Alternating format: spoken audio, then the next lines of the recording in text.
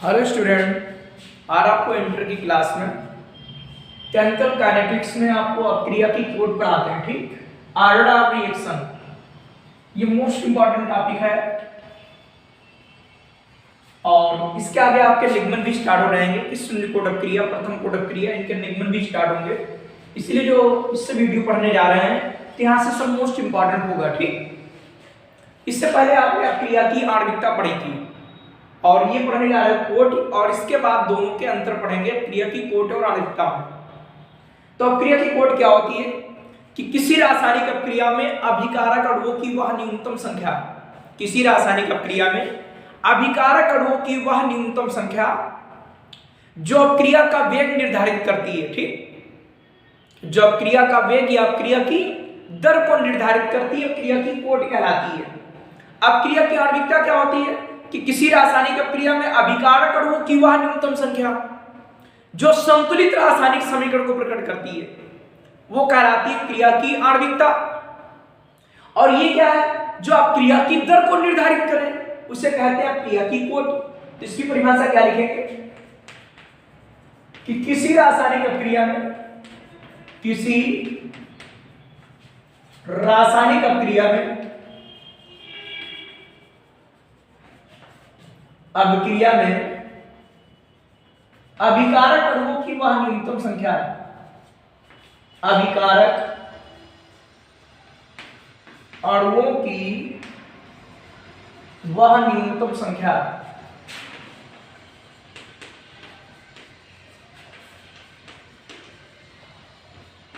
किसी रासायनिक अपक्रिया में अभिकारक अणुओं की वह न्यूनतम संख्या जो अभिक्रिया की दर को निर्धारित करती है,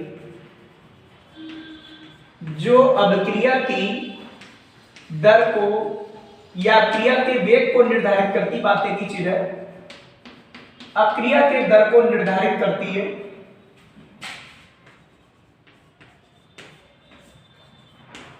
किसी रासायनिक अपक्रिया में अभिकारक अणुओं की वह न्यूनतम संख्या जो अपक्रिया की दर या क्रिया के वेग को निर्धारित करती है, अपक्रिया की कोट कहलाती है। अपक्रिया की कोट कहलाती है, ऑर्डर ऑफ रिएक्शन कहलाती है।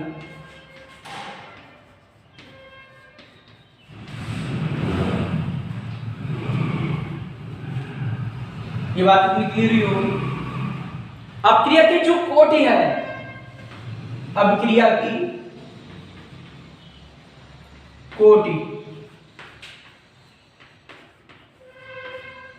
शून्य, कमा भिन्नात्मक, कमा धनात्मक या ऋणात्मक भी हो सकती है। ठीक, या ऋणात्मक भी हो सकती है। और ये निर्धारित कैसे करते हैं, ये प्रयोगों के आधार पर निर्धारित करते हैं। जैसे अभी इसके आगे क्वेश्चन करेंगे तो वहां पर क्लियर होगा सब। ठीक, कि अपक्रिया की कोट शून्य भी हो सकती है, भिन्नात्मक, धनात्मक या ऋणात्मक भी हो सकती है, और इसका मान अधिकतम 3 होता है। 3 से अधिक बहुत ही कम अपक्रियाओं में होगा। देख लीजिए, यदि एक सामान्य क्रिया इस प्रकार है, सामान्य अपक्रिया इस प्रकार है,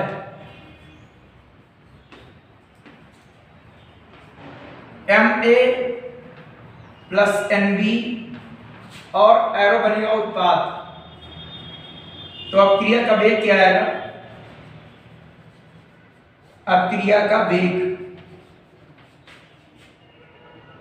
रेट ऑफ रिएक्शन बराबर आएगा के एक्टिव मास ऑफ A की पावर x गुणे एक्टिव मास ऑफ B की पावर y। और जो ये active mass of A, active mass of B, इनके घातांक x और y हैं, वो रस समीकरण में गुणांक n और n, m और n के बराबर भी हो सकते हैं और नहीं भी। इनके मान प्रयोगों के आधार पर ज्ञात किए जाते हैं। ठीक, ये आपको पीछे बता चुके हैं पिछले वीडियो में। इनके मान इनके बराबर भी हो सकते हैं रस समीकरण गुणांक के और नहीं भी, ठीक। ये मान प्रयोगों के आधार पर ज्ञात किए जाते हैं। तो अपक्रिया की कोट क्या आएगी? अपक्रिया की कोटि ऑर्डर ऑफ रिएक्शन क्या आएगी? x plus Y. हो सकता है इसका मान 0 आए तो इस शून्य कोट की क्रिया होगी, ठीक। बात को समझ नहीं तो परिभाषा क्या है? किसी रासायनिक अपक्रिया में अभिकारक अणुओं की वह न्यूनतम संख्या जो अपक्रिया की दर या अपक्रिया के वेग को निर्धारित करती है, क्रिया की कोट कहलाती है। अपक्रिया की आणविकता क्या होती है? कि किसी रासायनिक अपक्रिया में अभिकारक अणुओं की वह न्यूनतम संख्या जो संतुलित रासायनिक समीकरण को प्रकट करे उसे कहते हैं अपक्रिया की आणविकता। और ये क्या करती है? क्रिया की दर को निर्धारित करती है, अर्थात अपक्रिया के वेग को निर्धारित करती, दर को निर्धारित करती है। तो इसे बोलते हैं अपक्रिया की कोटि।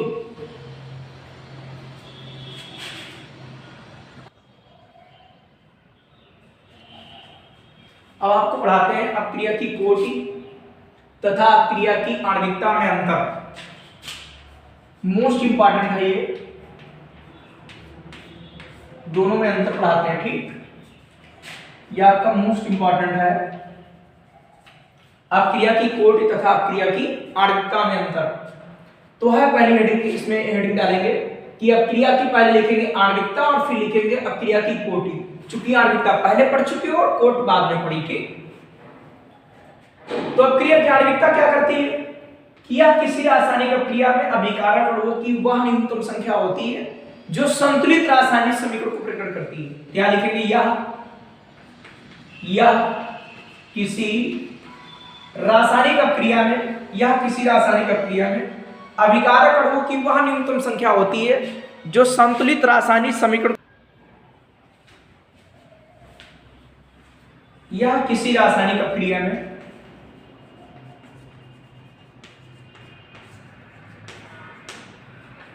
अभिकारक अणुओं की, अभिकारक अणुओं की वह न्यूनतम संख्या होती है, वह न्यूनतम संख्या होती है जो संतुलित रासायनिक समीकरण को प्रकट करती है, संतुलित रासायनिक समीकरण को प्रकट करती है, प्रदर्शित करती है। तो अपक्रिया की आणविकता क्या होती है कि यह किसी रासायनिक अपक्रिया में अभिकारक अणुओं की वह न्यूनतम संख्या होती है जो संतुलित रासायनिक समीकरण को प्रकट करती है। फर्स्ट नंबर इधर, यह किसी रासायनिक अपक्रिया में, यह किसी रासायनिक अपक्रिया में, यह किसी रासायनिक अपक्रिया में अभिकारक अणुओं की वह न्यूनतम संख्या होती है, अभिकारक अणुओं की वह न्यूनतम संख्या होती है, वह न्यूनतम संख्या होती है जो अपक्रिया की दर को निर्धारित करती है, जो अपक्रिया की दर को निर्धारित करती है।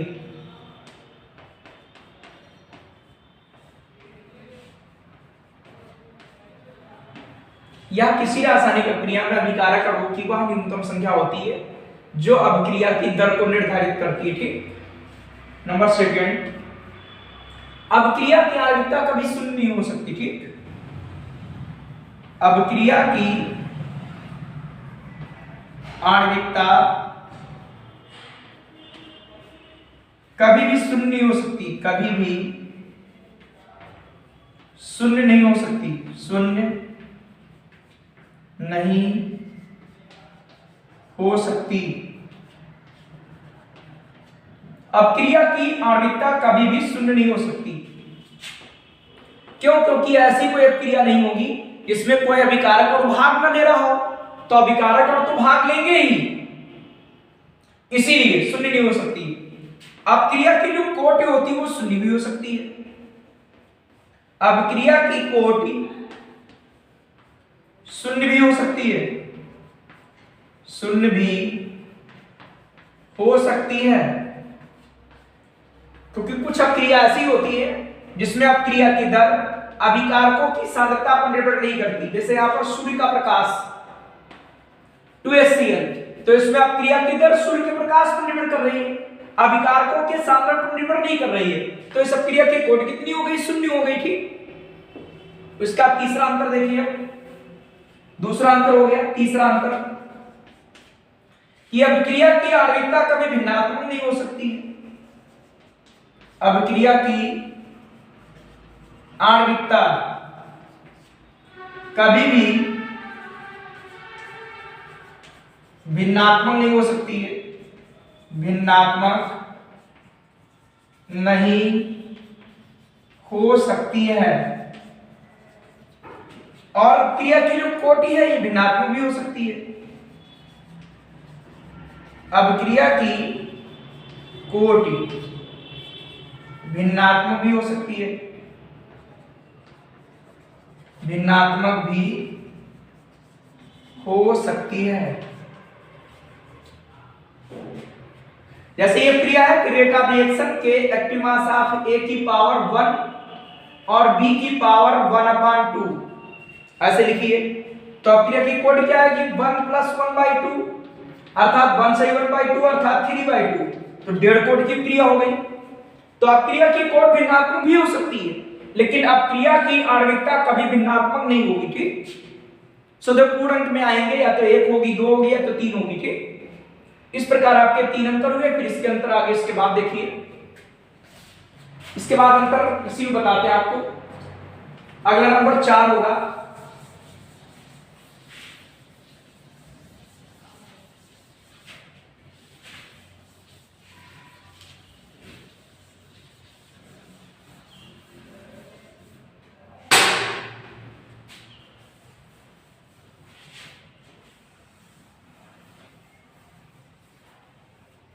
मोस्ट इंपॉर्टेंट अंतर है कि अब क्रिया की आणविकता,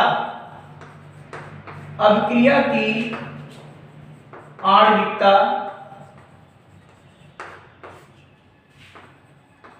कभी भी ऋणात्मक नहीं हो सकती, ऋणात्मक नहीं हो सकती।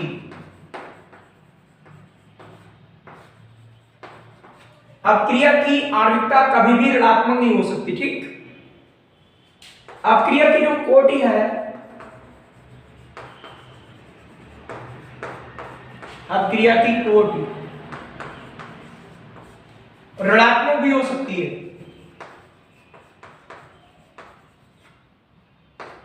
ऋणात्मक भी हो सकती है। अब क्रिया की कोटि ऋणात्मक भी हो सकती है। ठीक, जैसे ये क्रिया है, मान लिया -1 यहां पर है कि इसकी सांद्रता बढ़ाने से क्रिया की दर घट जा रही है। ठीक, तो माइनस में आएगी, तो ये माइनस है, ये माइनस आपका आएगा क्या? -1/2। तो अब क्रिया की कोटि देखिए ऋणात्मक हो गई। ठीक, लेकिन अब क्रिया की आणविकता कभी भी ऋणात्मक नहीं हो सकती है। अब क्रिया की कोटि ऋणात्मक भी हो सकती है। अगला नंबर, अब क्रिया की जो आणविकता है, अब क्रिया की आणविकता को क्रियाविद द्वारा निर्धारित करते हैं, जो मैकेनिज्म होती है। ठीक, क्रियाविद द्वारा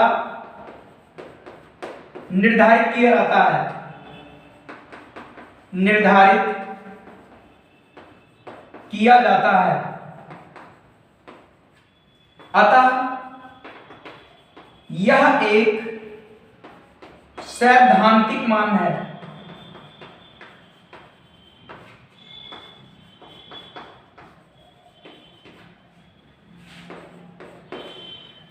अब क्रिया की आणविकता को क्रियाविद द्वारा निर्धारित किया जाता है या किया जा सकता है या किया जाता है। अतः यह एक सैद्धांतिक मान है और अपक्रिया की कोटि को अपक्रिया की कोटि को प्रयोगों के आधार पर ज्ञात किया जाता है। प्रयोगों के आधार पर ज्ञात किया जाता है, ज्ञात किया जाता है। प्रयोग कैसे कि अपक्रिया की अभिकारक की सांद्रता दोगुनी कर दे, अपक्रिया का वेग 2 गुना हो जाता है तो अपक्रिया की कोटि 1 है।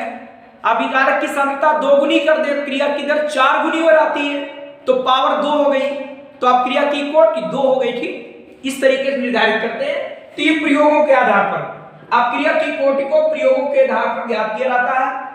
अतः यह एक प्रायोगिक मान है, अतः यह एक प्रायोगिक मान है।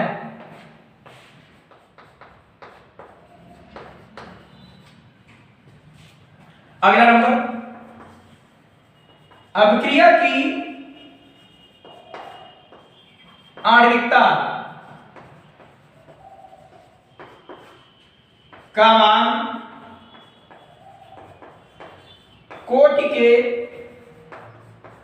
बराबर या इससे अधिक हो सकता है। ठीक, या इससे अधिक हो सकता है। कहने का मतलब है कि अपक्रिया की जो आणविकता है या तो कोटि के बराबर होगी या उससे अधिक होगी, उससे कम नहीं होगी कभी भी। ठीक, अपक्रिया की आणविकता कभी भी अपक्रिया की कोटि से कम नहीं होगी, या तो इसके बराबर होगी या इससे अधिक होगी। और अभी एग्जांपल देते हैं आपको। ठीक, इसके बाद अगला नंबर, अपक्रिया की जो कोटि होती है, अपक्रिया की कोटि आणविकता के बराबर या इससे कम हो सकती है, कम हो सकती है। ठीक है, अपक्रिया की जो कोटि है वो आणविकता के बराबर या इससे कम हो सकती है। अपक्रिया की जो कोटि है आणविकता के बराबर भी हो सकती है और इससे कम। कभी भी अपक्रिया की कोटि आणविकता से अधिक नहीं आएगी। ठीक, जैसे कि एग्जांपल देखिए आप, ये मोस्ट इंपॉर्टेंट आपके अंतर है और इनको लिखकर तैयारी कर लेना, याद भी हो जाएगा। और इसके आगे फिर अपक्रिया की कोटि के टाइप पढ़ाएंगे, शून्य कोटि की क्रिया, प्रथम कोटि की क्रिया, उनके अभिलक्षण, एग्जाम्पल भी आप लोग पढ़ेंगे। ठीक, उनके निगमन भी होंगे। जैसे एग्जाम्पल है कि एथिल एसीटेट, ये आपका CH3COO, इसका जल अपघटन, अम्लीय जल अपघटन है, H+ लगा दिया, बनेगा आपका CH3COOH, CH3COOH और बनेगा CH5OH, CH5OH। ये एग्जाम्पल है। तो इस अपक्रिया की कोटि यहां पर लिखेंगे, इस अपक्रिया की आणविकता, इस अपक्रिया की आणविकता बराबर कितनी होगी? आणविकता बराबर 2, या आणविकता 2 है, जबकि आणविकता 2 क्यों? क्योंकि इसमें 2 अणु भाग ले रहे हैं। जबकि इस अपक्रिया की